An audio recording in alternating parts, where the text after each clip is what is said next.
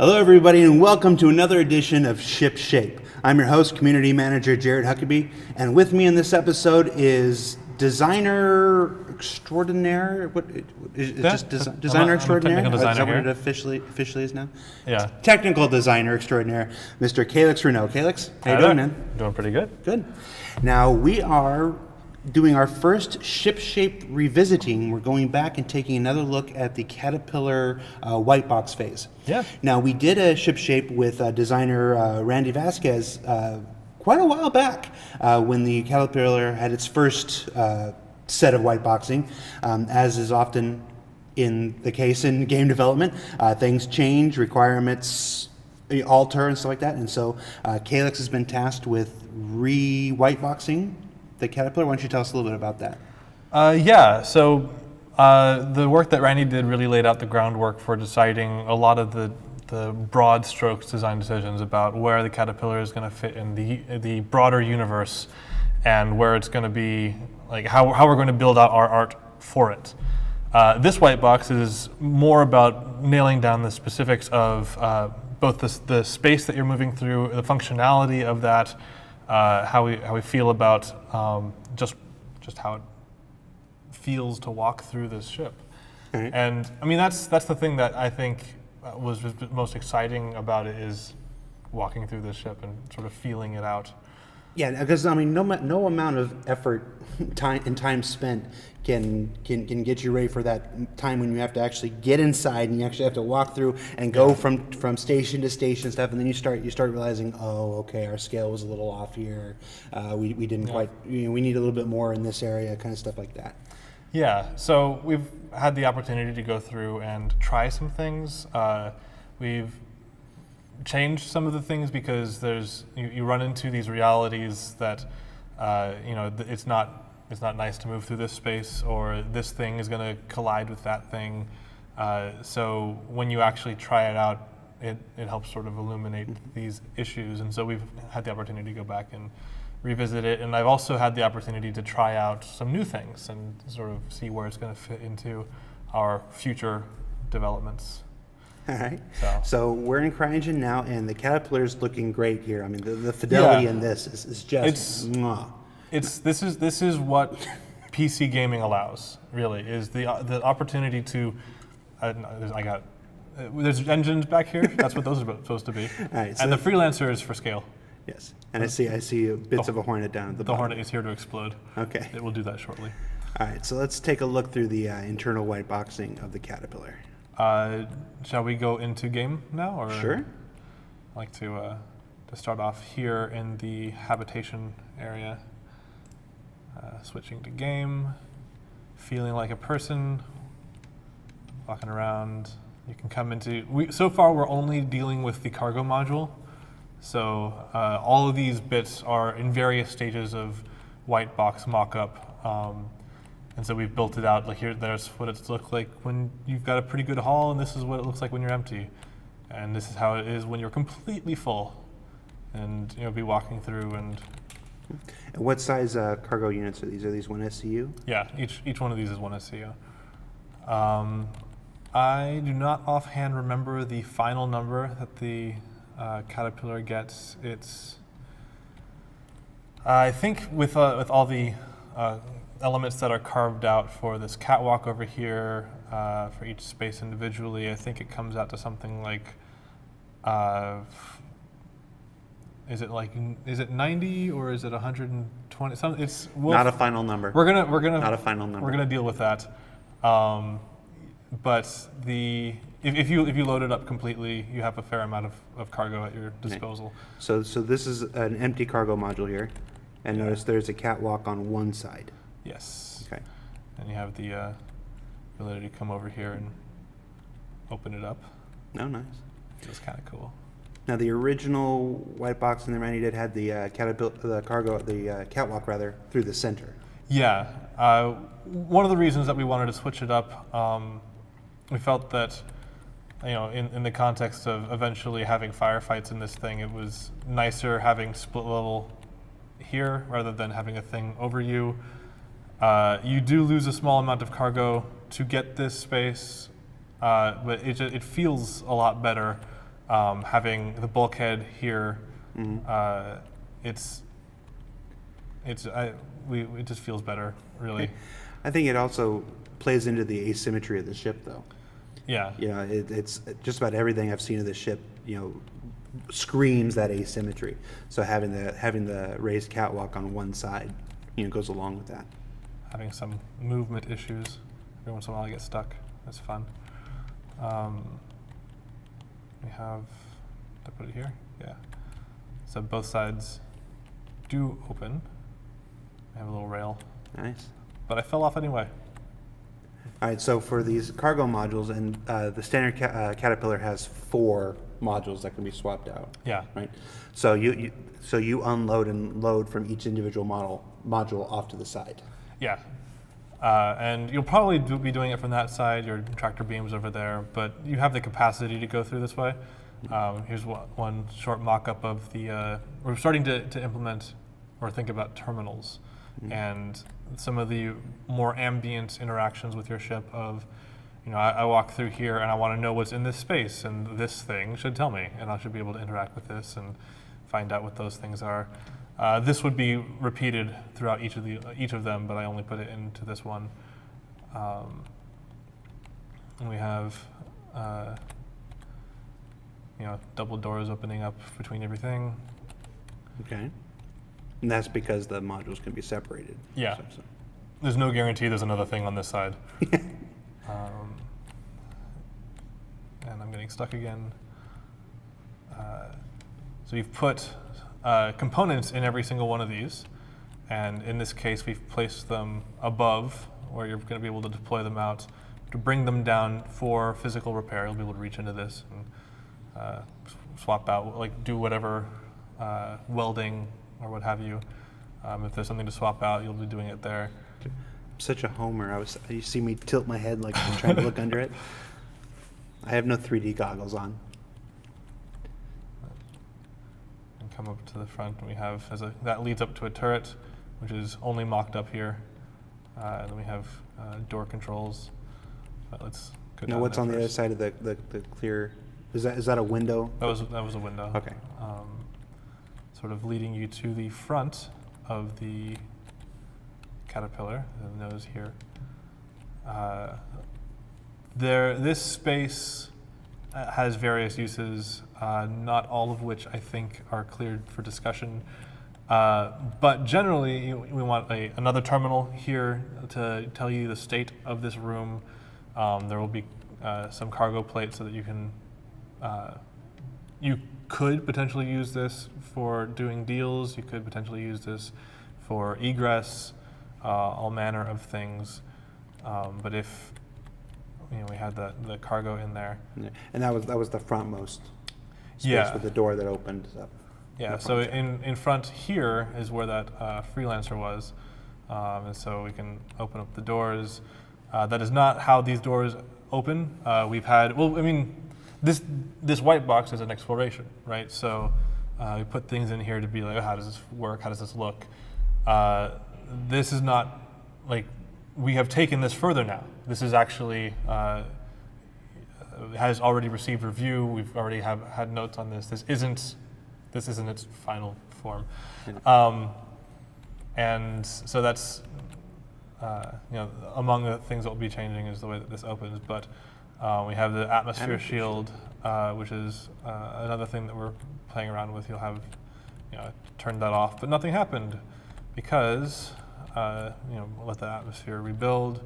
If I turn off the cargo locks first, then it still doesn't happen because it's broken, because I'm faking it. But I had it. It was really cool, you guys. I had it sucking the cargo out into space, and now it's someone else's problem. That's right. We'll see if we can't get some video of that and put it here as if it were happening live. And then I won't admit that it failed.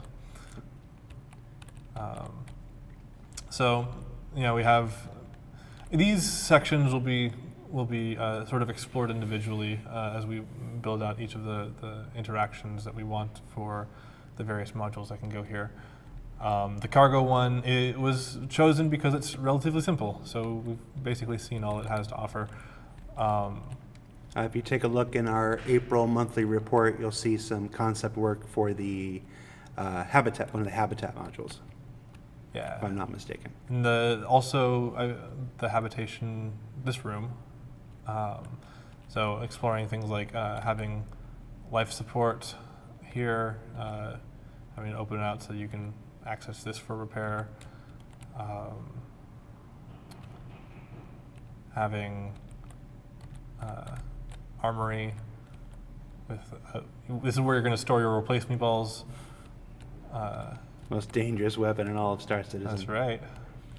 And I got to have a lot of fun with the elevator here. Nice. Drake only uses the most sensible of deployment methods. Yeah, they're a very pragmatic Yeah. organization. Why wouldn't you have a weird robot arm? Oh, clipping. All right, cut this. Fast forward to this. Yeah. Never show this part again. All right.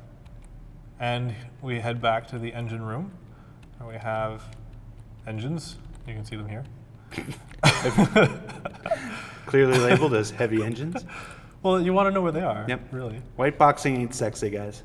You'll have all your shield generators, Sexy. ammo, fuel. Here's your engineering terminal. Get to be surrounded by all the muck. I've always been a fan of this haunted turret here. No floor. Yeah. So I also, this is where I started mocking up the actual interaction for the terminals. So one of the features is a better example of this. Let's go to the better example. Just run right past that. You'll see it. You'll see it. That was cool looking. So I took the one that was down there, brought it up here, and fleshed it out a bit. So one of the things that you'll notice is that we have this neat parallax effect where the cursor does not stay in the center of the screen. Part of the reason for that is because if it did, if you just look at the center of the screen, and I moved that over there, now I can't see half the terminal, which makes it really sort of awkward. But when I don't have to do that, when I can access the entire screen this way, and we have we've figured out some pretty cool stuff. It's an ambient interaction. You walk up to it and play around. You walk away. It's done. But one of the things that is kind of cool is that the system works in such a way that it always endeavors to keep the cursor on the screen. And I've gone ahead and found one of the weak points because, again, this isn't actually coded up. This is us doing a mock-up. But you'll be able to view a terminal from any angle, and it sort of naturally draws, even if you start off over here, just through interaction, you'll end up looking at the majority of the terminal having it on screen if you're interacting with it. But there's nothing stopping you from looking away. You can always, you can have as much or as little interaction with these as you want. You'll be able to interact with it and bring up a model of the ship, having the map, getting information there, playing around with setting messages.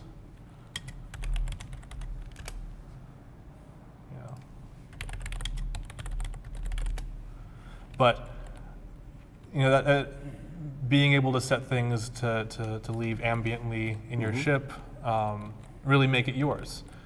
We have. What is this area here that we're in right now? We're currently in the command module, which is the detaching escape pod type thing.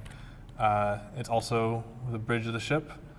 You can kind of see it. I don't have it in it right now, but standing next to it, it's not given the layout of the ship. It's actually not that bad of a view. Like we don't we were able to raise it up to have it prevent it from occluding the majority of your view.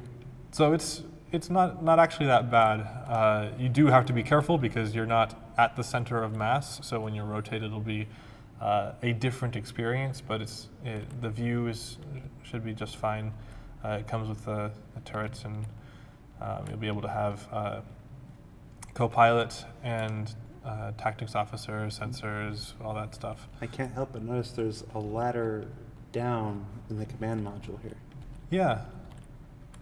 Is the command module 2 floors now? Command module is 2 floors. Yeah.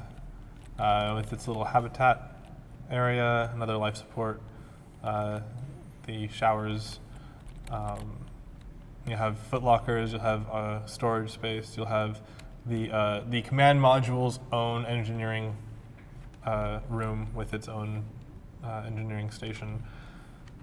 Because this thing can just leave, so you're going to have to repair it someday, and come over and repair the engines.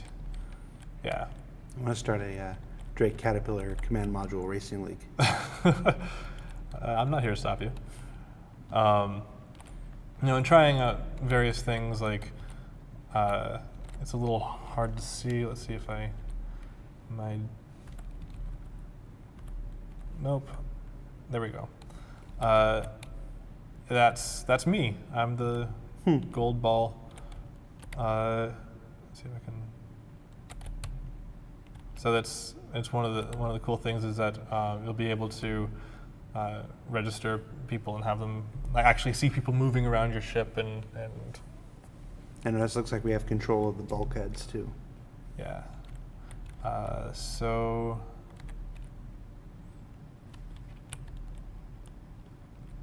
Yeah, you can go over and you can manipulate it from the terminal. You'll be able to open and close the doors, which is all the way over there, but it's definitely happening. We're too slow for it though. That's right. Yeah, you have to explain to us what the squiggly ball thing was that we're in here. This deal? 'Cause that's all people are going to be wondering about. Right? Okay, so this is your tractor beam, and this is a mock-up of. Oh, hey! It's lost some cargo. It did work. I told you it worked. I never doubted you. That's the cargo I threw out earlier. It's stuck in a little gravity well. A gravity well like that might be how you manipulate the tractor beam. It might not. We're still. You might pushing and pulling and doing things like that. But this is the control reticle that I would be pushing around and. Forget what keys I used to move that around. But basically set up a little thing to tell you exactly where it is in space and see it relative to your ship. I did not, however, make it so you could turn that off, so when you leave, it's still there. This is a good chance to remind folks that this was for an internal, proof of concept and whatnot. It is not designed to be shown externally. This is one of those things that we do that most other companies wouldn't. But yeah, we know you guys like to see things in their earliest state, in their roughest state, so we take the opportunities when we can to show you warts and all. Yeah. We have the avionics room, the server room, power plant room. I have the jump drive and coolers and some more of the engines here, and so double-decker engineering bay. Pretty nice stuff. Is there anything else that was rad? Probably. I love Drake though. Yeah. I'm a pragmatic guy, so I like the pragmatic. I'm also a big fan of the used future. I'm much more a Blade Runner guy than a Minority Report guy. So the Drake aesthetic in general really speaks to me. Yeah, and I like, having made this space walkable and interactive. I like the degree to which I feel like I can just reach out and touch the ship and how it feels, even with nothing in it. To me, this feels lived in. This feels like a real meaningful space. So I like, and the ladder here just leads back down to engineering. Cool. Well, and, the haunted turret. But all right. I think that's pretty much it for this. Calix, thanks for taking the time to my pleasure. show us some work. Of course, the Caterpillar has already iterated past this. Like I said, the front doors have changed, whatnot, and we've begun not only concepting the different modules in inner workings, we've even begun building some of the modules. I've seen Elwin has already built out most of one of the habitat modules. yeah, So Drake Caterpillar is in progress. It's on its way. We hope you enjoy these early looks like this. And yeah, that's been ShipShape for ShipShape Drake Caterpillar 2. thank you. I'm Jared. That's Calix. Calix. Bye. Finger guns.